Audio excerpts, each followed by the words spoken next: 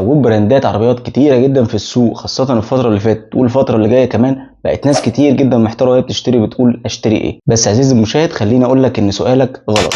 السؤال الصح هو انا محتاج ايه، لان في ناس كتير جدا بتشتري عربيات للاسف ما بتكونش مناسبه ليها، سواء عاليه جدا عن امكانياتها او اقل بكتير من امكانياتها. انا مؤمن الوزير، وتعالى اقول لك تشتري ازاي. قبل ما نكمل الفيديو ما تنسوش تعملوا لايك وشير، ولو بتشوفوا الفيديو من اليوتيوب بفكركم بالاشتراك في القناة وتفعلوا الاشعارات، ولو بتتفرجوا من الفيسبوك ما تنسوش لايك وفولو للبيج عشان تتابعوا اخبار العربيات اول باول. اول حاجه لازم تحددها وانت بتشتري، انا استخدامي عامل ازاي؟ هل انا شخص مشاويري كتير؟ طب انا بستخدم عربيه جوه البلد كتير، ولا بسافر كتير، ولا عدد اسرتي كبير؟ الاربع اسئله دول انا حاولت المهم كده، دي الخلاصه اللي انت تعرف تحدد بيها امكانيات العربيه اللي انت محتاجها. فلو مشاويرك كتير فانت محتاج عربيه اعتماديه بحته. طبعا انا بتكلم هنا عن مشاوير كتير، يعني اقصد ان انت بتعمل عدد كيلوات عالي جدا خلال السنه، ممكن يوصل ل 50,000 كيلو في السنه. اما لو انت شخص بتسافر كتير فانت محتاج عربيه يكون ثباتها عالي ويكون نسبه الامان فيها عاليه جدا. بالنسبه للسفر كتير ده انا اقصد بيه ان انت بتسافر بصوره دوريه او بصوره شهريه، مش السفريه بتاعت المصيف بتاعك كل سنه. اما لو انت شخص بتستخدم العربيه جوه المدينه كتير فانت محتاج عربيه تكون موفره جدا في البنزين. ولو انت بقى اسره ما بين 4 ل 5 افراد فانت محتاج عربيه واسعه شويه. ولو انت اكتر من 5 افراد فانت محتاج عربيه 7 كراسي. تاني حاجه واهم حاجه انا شايفها وانت بتشتري عربيه، وهي ان انت تحدد سقف الميزانيه بتاعتك كحد اقصى، ما تزودش عنه اي جنيه.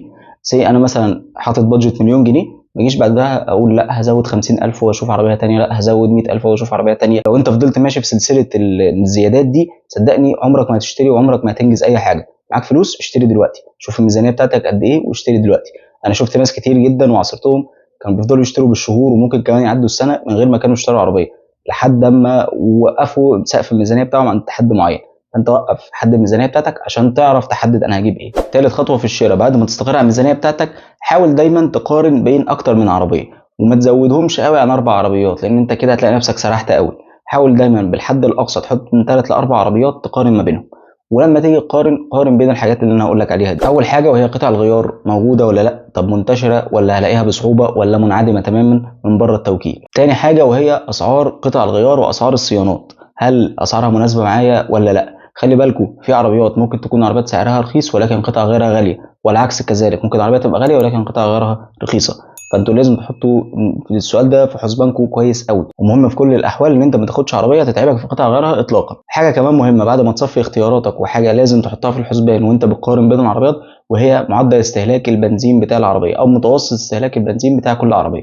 حاول دايما ان انت تجيب رقم متوسط من استهلاك حقيقي. فحاول دايما توصل مثلا لجروب كبير يكون في عدد ملاك كتير جدا من العربيه اللي انت عايزها، وتقدر تسال فيها عن الاستهلاك الواقعي والحقيقي للعربيه، لان طبعا الارقام بتبقى حاجه في البروشور وعلى الحقيقه بتبقى حاجه تانية، وارد تكون اقل وارد تكون اعلى. فلازم تكون عارف العربيه اللي انت بتختارها استهلاك البنزين فيها الفعلي عامل ازاي. من الحاجات برضو مهمه اللي انت لازم تركز عليها وانت بتشتري عربيتك، وهي ان انت تعرف عربيتك دي سوقها عامل ازاي، يعني العربيه مرغوبه في السوق ولا مش مرغوبه في السوق، خاصه لو انت شخص بتبدل عربيتك كل فتره. يعني سي مثلا العربيه بتاعتك بتكمل سنه سنتين وبتبيع، فانت محتاج عربيه يكون بيعها سريع.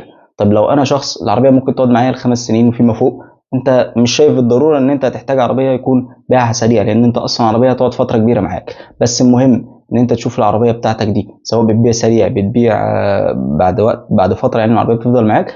المهم ان انت تشوف عربيه ما يكونش سوقها ضعيف او العربيه بتخسر جامد وهي بتبيع. واهم حاجه في الكلام ده كله وهي انك ما تشتريش عربيه اعلى من امكانياتك لمجرد انك معاك فلوسها، لان كل اوبشن في العربيه انت بتحاسب عليه وبتدفع ثمنه، وفي الاخر انت مش هتستخدمه. ما تنسوش تكتبوا لي في الكومنتس تحت ايه الخطوات اللي بتشتروا بيها عربيتكم. ما تنسوش تعملوا لايك وشير للفيديو. كان معكم مؤمن الوزير واشوفكم على خير الفيديو الجاي.